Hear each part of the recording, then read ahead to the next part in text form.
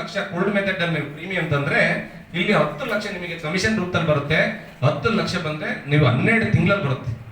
ನೀವು ಯಾವಾಗ ಈ 12 ತಿಂಗಳ ಬಗ್ಗೆ ಕಾನ್ಸೆಪ್ಟ್ ಇರ್ತೀರೋ, ನಾವು 2,000, 3,000, 5,000 ರೂಪಾಯಿ ಏನು ಪಾಲಿಸಿ ಮಾಡಕ್ ಕೊಡ್ತಿರಲ್ಲ, 2,000, 3,000 ರೂಪಾಯಿ ಪಾಲಿಸಿ ಮಾಡೋದ್ರ ಜೊತೆಗೆ TOT ಮಾಡಿದ 467 ಪಾಲಿಸಿ ಮಾಡ್ತೀನಿ.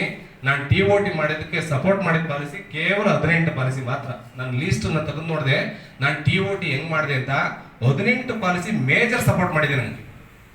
ಹೆಂಗೆ ಅಂತಂದ್ರೆ ನಮಗೆ 2 ಕೋಟಿ ನಾನ್ ಸಿಂಗಲ್ ಪ್ರೀಮಿಯಂ ಬೇಕು. ಇಲ್ಲಿ 22 ಲಕ್ಷ ಹೈಯೆಸ್ಟ್ ಪ್ರೀಮಿಯಂ ಒಂದು ಪಾಲಿಸಿಗೆ. ಒಂದು ಪಾಲಿಸಿಗೆ 3 ಕೋಟಿ ಪಾಲಿಸಿ ಮಾಡಿದೆ. ಹೈಯೆಸ್ಟ್ ಪಾಲಿಸಿ ನಂದು 3 ಕೋಟಿ, ಅದಕ್ಕೆ 21 ಲಕ್ಷ ಚಿಲ್ಲರೆ ಪ್ರೀಮಿಯಂ ಬಂತು ಇಯರ್ಲಿ. 21 ಲಕ್ಷ ಹೆಂಗ್ ಬಂತು ಅಂತಂದ್ರೆ, ನಾನು ಒಂದನ್ನ ಪ್ರಾಸ್ಪೆಕ್ಟಿವ್ ಲೀಸ್ಟ್ ಮಾಡಿದೆ. ನಾನು ಯಾವುದೇ ಕಾರಣಕ್ಕೂ ಬ್ರಹ್ಮನ ಮಾತು ಕೇಳಲ್ಲ ಸರ್ ನಾನು. ಏಕೆಂದ್ರೆ ನಾವಿರ್ತೀವಿ, ರಿಟೈರ್ಡ್ ಆಗ್ತೀವಿ, ಮನೆಗೆ ಹೋಗ್ತೀವಿ. ನಾವು ನಮ್ಮ ಅಪ್ಪ ನನ್ನ ಮಗ ಏನಾರ ಕೇಳಿದ್ರೆ, ನಿಜವಾಗಿ ನಿಮಗೆ ಪಾಠ ಡೈಲಿ LIC ಮಾಡ್ತಾ ಇರ್ತೀರಾ, ಸತ್ತರ ಮನೇಲಿ ಒಂದು ವಿಚಾರ ಸಿಗುತ್ತೆ. ನೀವು ಯೋಚನೆ ಮಾಡಿ ನೋಡಿ, ಯಾವ ವ್ಯಕ್ತಿ ಜವಾಬ್ದಾರಿಯಾದ ವ್ಯಕ್ತಿ ಅವ್ರ ಮೇಲೆ ಡೆತ್ ಆಗ್ತಾನೋ ಸರಿಯಾದ ಅನುಭವ ಬರುತ್ತೆ. ಸಾಲ 2ನೇ ಅನುಭವ ಕಲಿಸುತ್ತೆ. ನಿಮ್ಮ ಜೀವನದಲ್ಲಿ ನೀವೇನಾರ ಸಾಲ ಮಾಡಿದ್ರೆ, ಅದರಲ್ಲೂ ಕರೆಕ್ಟಾಗಿ ಬಡ್ಡಿ ಇಸ್ಕೊಂಡಂತ ಸಾಲ ಮಾಡಿದ್ರೆ ಸರಿಯಾದ ಪಾಠ ಕಲಿಸುತ್ತೆ.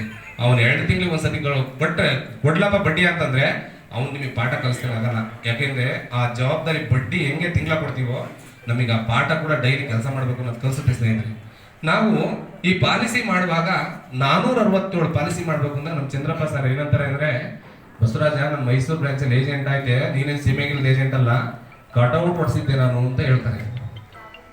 ನಿಜವಾಗ್ಲೂ ನಮ್ಮ ಡಿಒ LIC ಏಜೆಂಟ್ ಮಾಡಾಗ ಅವರ ಕಟೌಟ್ನ ಮೈಸೂರು ಬ್ರಾಂಚಲ್ಲಿ ಹೊಡೆದಿದ್ರಂತೆ. ಸರ್ ನಾನೇನ್ ಹೇಳ್ತೀನಿ ಅಂತಂದ್ರೆ, ನೀವ್ ಹೆಂಗೆ ಕಟೌಟ್ ಹೊಡ್ಸಿದ್ರಲ್ಲ ಸರ್,